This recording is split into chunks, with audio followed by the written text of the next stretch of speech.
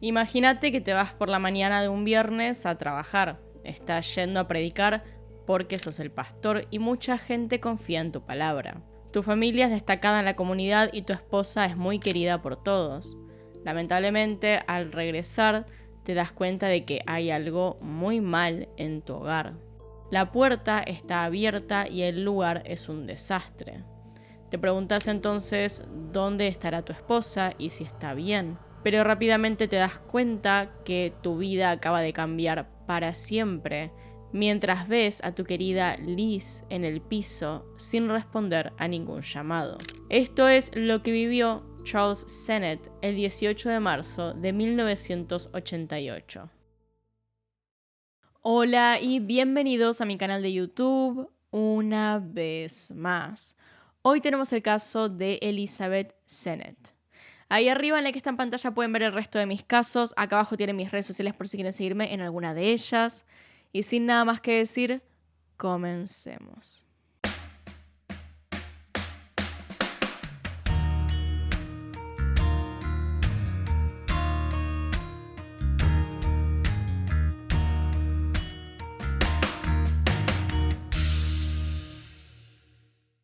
Elizabeth Dorleen Liz Thorne Sennett nació el 10 de diciembre de 1942 en Alabama, Estados Unidos. Liz era la hija mayor de sus padres, Howard y Dosha Thorne, y creció siendo una niña callada, organizada y sumamente femenina. De joven se mudó con su familia a Cleveland, en el estado de Ohio, gracias al empleo de su padre, y fue allí cuando conoció a su futuro esposo, Charles Sennett. Ambos eran oriundos de Alabama y provenían de familias religiosas, por lo que la conexión entre ambos fue rápida. Con apenas 20 años cada uno, el 2 de junio de 1962, Liz y Charles se casaron. Exactamente 9 meses después de la boda, la pareja tuvo a su primer hijo, Charles Jr. 2 años más tarde de esto nació el segundo hijo de la pareja, Michael, y la familia se mudó a Nashville, Tennessee. Los Sennett eran la típica familia americana perfecta, y Liz era una madre excepcional. Sus hijos recuerdan su hogar como un lugar donde tenían todo lo que necesitaban y un poco de lo que querían. Y era una casa donde la fe en Dios abundaba, eran realmente muy religiosos. El matrimonio parecía gozar de una excelente comunicación y mucho cariño. Liz era una mujer a la que todo el mundo parecía adorar, una persona amable y buena por donde se la viera, siempre dispuesta a hacer lo mejor para su comunidad y su familia. Chuck Sennett, el primer hijo, tenía ya 25 años para cuando los hechos ocurrieron y estaba en la marina, así que no se encontraba allí. Pero recuerda esto acerca de Liz. Ella era ama de casa. Nunca tuvo un trabajo a tiempo completo que yo recuerde, pero era ama de casa, madre, confidente, mejor amiga. Era una mujer inteligente, la esposa de un predicador. Tenía buenos valores. Ella nos puso a mí y a mi hermano en línea. No era muy estricta, pero nos enseñó el bien del mal. Ella era una ama de casa totalmente estadounidense. Durante su estadía en Tennessee, Charles sacó su licencia como ministro y rápidamente obtuvo un puesto como predicador para la Iglesia de Cristo en Hutton, un pueblo de apenas 60 personas ubicado en Alabama. Los sermones de Charles congregaron a una cantidad multitudinaria de gente que viajaba hacia este pueblo para poder escucharlo a él en la misa. Tanto era así que tuvieron que construir una iglesia más grande para que entraran todos. Fue de esta forma como rápidamente los Sennett se convirtieron en pilares fundamentales para la vida social del pueblo, no solo llevando adelante las misas, sino también organizando eventos, fiestas y celebraciones. Sin embargo, la presión de su trabajo comenzó a tomarle factura a Charles, quien comenzó a tener ataques de ansiedad. Con 34 años, Charles fue diagnosticado con depresión y le recetaron medicarse con litio. Además, Charles tuvo que dejar de trabajar y alejarse de la iglesia por 2 años. Todo pareció volver a la normalidad a finales de los 70s, cuando Charles retomó su puesto en la iglesia y la familia se mudó a una casa de campo en Sheffield, un pueblo ubicado en el condado de Colbert, en Alabama. Y para el agrado de Liz, sus hijos ya adultos comenzaron a tener nietos. Charles y Liz estaban extasiados de ser abuelos con tan solo 45 años. Pero de vuelta, la familia Sennett aparentaba ser una familia normal y alegre. Lejos de estar curado, la depresión y los cambios abruptos de humor de Charles eran cada vez más extremos. Pero eso era solo uno de sus problemas. Así que con todo esto dicho, pasemos al día de los hechos.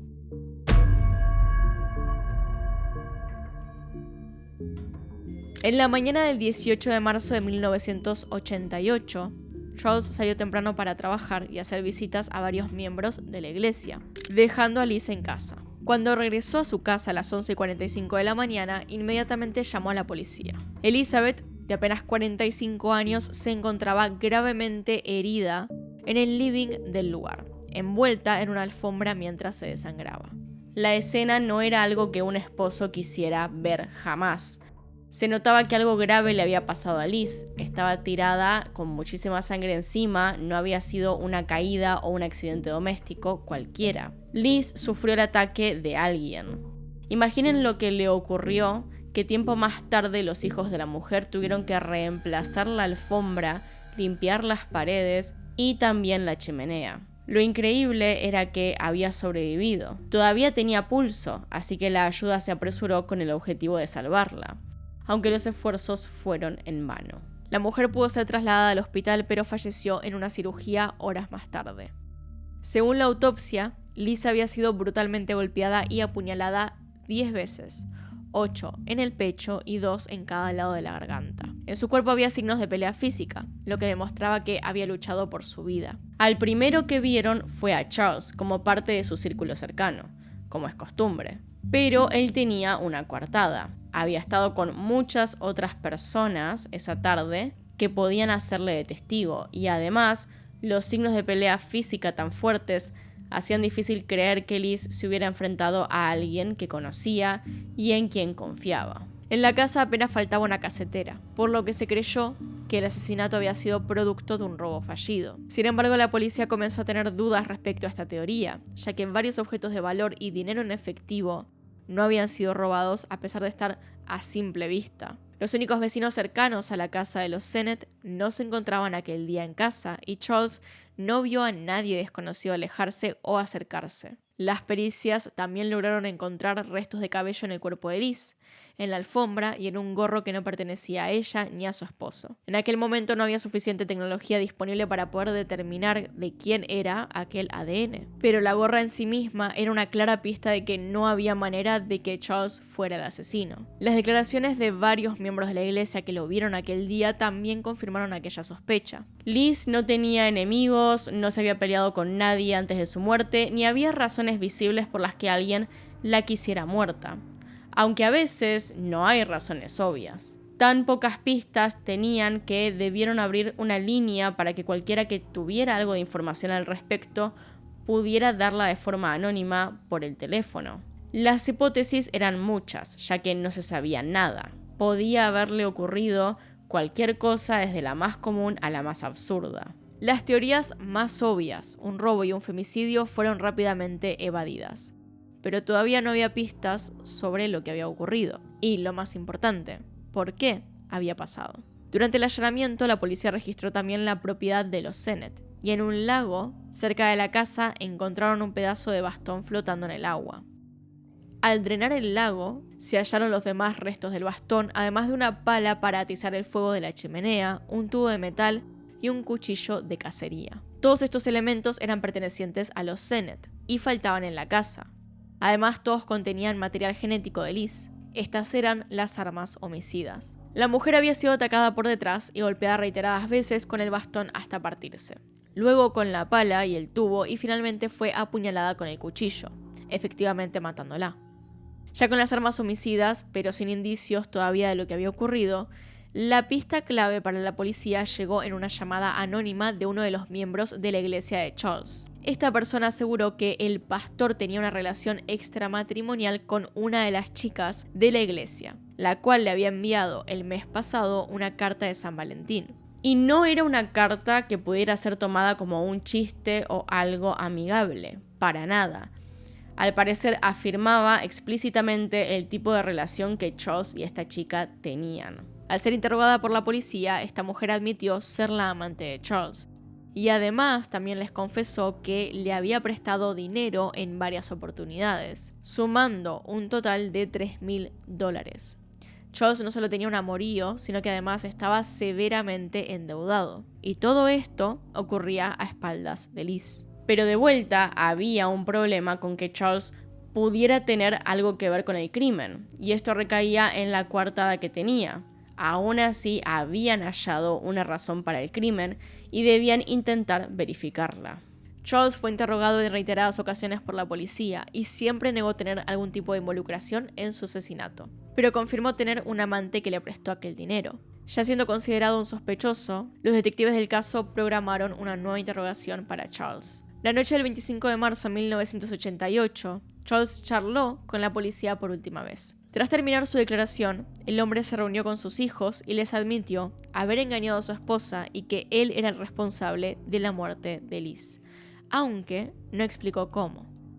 Luego Charles volvió a su vehículo, donde se quitó la vida con un revólver calibre 22. Los hijos de la pareja no recuerdan mucho problema en el matrimonio. Lo que sí dice recordar Chuck es que cuando eran chicos su padre tuvo una crisis nerviosa, algo por lo cual le dieron litio para que tomara, lo que lo ayudó durante un tiempo. Veamos el contexto también de que Charles era un pastor y no podía andar teniendo crisis nerviosas si quería ser una persona que diera el ejemplo. Así que se quedó con la medicación durante un tiempo. Lamentablemente en algún punto decidió que era suficiente y dejó el litio. Ahí comenzó una espiral que lo llevó hasta los hechos. Y esto ocurrió 1 o 2 meses antes. De todas formas, hay toda una discusión acerca de lo que provoca el litio en la gente. Pero no voy a ahondar en esto ahora. Por lo que fuera, la salud mental de Charles no estaba bien. En la autopsia del cuerpo, la policía encontró una nota escrita por Charles donde aseguraba que él jamás había herido a su esposa de ninguna forma, pero que había cometido un error y no quería que su familia siguiera sufriendo por ello. Días más tarde de este hecho, la policía recibió otra llamada anónima de una mujer que dio los nombres de los responsables del asesinato a cambio de una recompensa de $10.000. Esta era la última pieza del rompecabezas. Acorralado por la situación económica y el amorío, Charles decidió que la mejor solución a ambos problemas sería eliminar el factor en común, que era Lizzie, a quien evidentemente le debía explicaciones. Un mes antes de su muerte, Charles sacó un seguro de vida para su esposa y contactó a Billy Gray Williams, un joven de 21 años, que era conocido de la pareja. Lo contrató para encontrar un sicario. Charles le dijo a Billy que podía pagar hasta $3.000 por matar a su esposa. Este era el dinero que había pedido prestado a su amante. Billy a su vez reclutó a uno de sus mejores amigos, Kenny Eugene Smith, también de 21 años, para ayudarlo a llevar a cabo el trabajo. Kenneth o Kenny Smith nació el 4 de julio de 1965, viviendo gran parte de su vida en el condado de Colbert, en Alabama. Se casó con una mujer llamada Dina, que a pesar de todo lo que les voy a contar a continuación, lo apoyó hasta el día de su muerte. Decidieron que ellos dos matarían a la esposa de este hombre. Kenny, Billy y Charles se reunieron y hablaron por teléfono reiteradas veces para discutir el plan hasta que finalmente Kenny accedió a llevar a cabo la tarea con la ayuda de otro amigo más, John Forrest Parker, de 19 años. A John Parker le dieron unos $100 para comprar un arma, una pistola, algo para que el trabajo fuera más rápido y no tuvieran que hacer demasiado esfuerzo ni, por decirlo de alguna forma, ensuciar. Pero Parker tenía un problema con las sustancias y decidió gastar la plata en eso en lugar de comprar el arma. Una vez hecho todo el plan, Charles se reunió con Kenny para explicarle cómo era la casa y para fijar una fecha, 15 de marzo. Ese día Charles tenía que ir al médico, pero Liz lo acompañó inesperadamente, por lo que reprogramaron su asesinato para días más tarde, el 18. Aquella mañana Parker y Smith llegaron a la casa de Liz asegurando que tenían permiso por parte de Charles para cazar en la propiedad. La mujer llamó a su esposo, quien le aseguró que ambos venían de parte de él y que no se preocupara. Luego de unos minutos afuera, los jóvenes le pidieron permiso a Liz para entrar a la casa a tomar agua y usar el baño, a lo cual Liz, en completa confianza porque le había preguntado a su esposo, accedió. Tras una breve conversación, uno de los chicos atacó a Liz por detrás y entre los dos comenzaron a golpearla con todo lo que tenían al alcance hasta que finalmente la apuñalaron. En un principio, Billy quiso decir que en realidad ellos no habían matado a Elizabeth, más bien ellos habían sido contratados para asustarla y golpearla, pero que la parte de asesinar la hizo Charles. Quería meter la historia de que Charles llegó de la iglesia y fue directo a la casa a rematar a su esposa. Billy además negó siempre tener algo que ver con el crimen. Él era solamente el hombre del medio, la persona que organizó el ataque como tal y trajo a la gente para cometer el crimen, manejando la plata que le había dado Charles. Claro que el hombre no estaba vivo para defenderse o decir algo diferente. Con respecto a Charles, de todas formas, no se arrepintió apenas ocurrido el crimen. Decidió cruzar el puente cuando ya lo tenían acorralado. Había demasiada gente involucrada y seguro que alguien iba a hablar acerca de él como la mente detrás del asesinato. Encima tuvo muchas oportunidades para detenerse y pensar si realmente quería llevarlo a cabo. Se reunió y habló con Billy varias veces, discutió el asunto lo suficiente como para detenerlo y tuvo una última oportunidad cuando se presentaron todos en su casa ante Liz. Cuando ella lo llamó para corroborar que todo estuviera bien y que podía dejar pasar a los hombres, él podría haberle dicho que no y que llamara a la policía. Podría haber detenido todo, pero no lo hizo. Eso es premeditarlo hasta el último minuto. Decirle a sus hijos que él lo sentía, que se arrepentía y contarles que él había tenido algo que ver es para mí una forma más de irse como una persona solemne y menos culpable en lugar de admitir realmente todo de lo que era responsable. Billy, Kenny y John fueron arrestados y juzgados en 3 juicios diferentes. Billy fue condenado en febrero de 1989 a prisión perpetua y falleció en prisión el 22 de noviembre de 2020 a los 53 años, luego de pasar 31 años preso. John Parker, por su parte, fue condenado meses más tarde a pena de muerte. Luego de pasar años intentando cambiar su condena, Parker fue ejecutado en la mañana del 10 de junio de 2010 a los 42 años de edad con una inyección letal. Y finalmente, el último en ser juzgado fue Kenny, quien también recibió una sentencia de muerte. La defensa de Kenny hizo lo mismo que la de Parker, que fue tratar de culpar a los que quedaban atrás. Primero a Charles, luego a Parker e incluso a Billy, aunque de por sí el estado en el que se encontró la mujer daba a entender perfectamente que, puñaladas o no, podría haber muerto de todas formas, ya que los golpes que le habían dado eran fatales. Por otro lado, el reproductor robado se encontró en la casa de Kenny, así que no había dudas de que él tenía algo que ver. Lo último que les quedó fue decir que cuando los hombres se fueron aquel día, Liz seguía viva, cosa que es técnicamente verdad. En general, ninguna de estas cosas sirvió para salvarlo de la pena de muerte. Sin embargo, su ejecución ha dado mucho de qué hablar, ya que con él se implementó un nuevo método para la pena de muerte: asfixia por gas inerte. Este método solo fue aprobado por los estados de Alabama, Oklahoma y Mississippi, y muchos han asegurado que, lejos de ser piadoso, se trata de una muerte tortuosa que además puede poner en riesgo la vida de las otras personas presentes. Su caso es excepcional, ya que en noviembre del 2022 intentaron ejecutarlo con una inyección letal, pero no lograron encontrar una vena a través de la cual pudieran administrar los fármacos. No falleció y estuvo esperando durante horas en una camilla. Es por esto que decidieron aplazar la ejecución en búsqueda de otro método. Sus abogados afirmaron que el intento de hacerlo por segunda vez constituía un castigo cruel e inusual que violaba la Constitución. El fiscal Steve Marshall le aseguró a los jueces que el gas nitrógeno era, y cito, quizás el método de ejecución más humano jamás ideado. Cosa que, a grandes rasgos, es mentira. El mismo año, 2022, la gobernadora de Alabama, Kay Ebay, suspendió las inyecciones letales esperando una revisión después del intento fallido con Kenneth Smith, ya que no era el primero. Finalmente, la decisión se tomó y Kenny sería objeto de lo que en ese momento era una especie de experimento humano.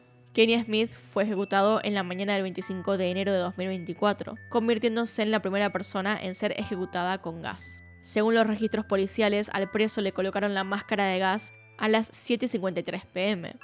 la cual lentamente comenzó a intoxicarlo. Se lo declaró oficialmente muerto a las 8:25 p.m., 30 minutos más tarde. Sus últimas palabras fueron: esta noche Alabama hace que la humanidad dé un paso atrás. Gracias por apoyarme, los amo a todos. Como ya dije, para muchos este método no es piadoso ni ético debido a su extensión, tardaron 30 minutos, y el dolor que causa, comparado con la aguja letal que tarda menos de un minuto en matar a la persona sin dolor alguno. Para los hijos de Liz, sin embargo, debatir la moralidad y legalidad de la ejecución de Smith cubre el hecho de que era un criminal que finalmente recibió la sentencia por la cual se lo condenó años atrás. Una de las mayores críticas con este método es que se estaría experimentando con el cuerpo de una persona. Es un método denunciado por profesionales médicos, quienes afirman que puede llegar a provocar efectos terribles como convulsiones violentas, hasta sobrevivir, pero en estado vegetativo.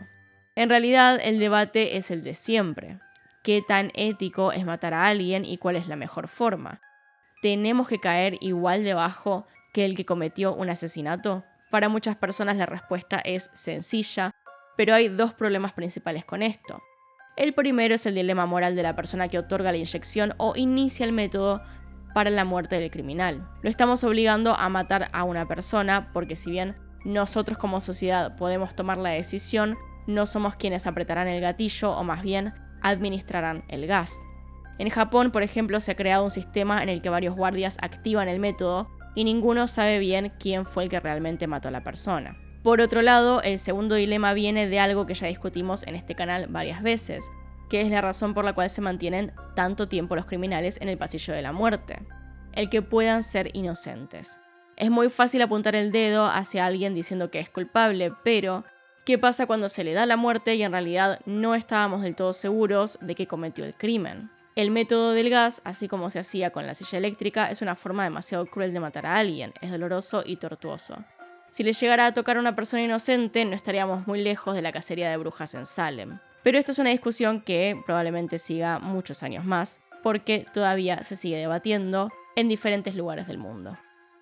Pero bueno, les dejo que ustedes lo discutan si quieren. Ese es todo el caso por hoy. Así que acá están los Patreons y los miembros del canal. Gracias por apoyarme a través de esas plataformas. Y sin nada más que decir, acá tiene un video nuevo, acá tiene un video recomendado. Se pueden suscribir haciendo clic en mi cara.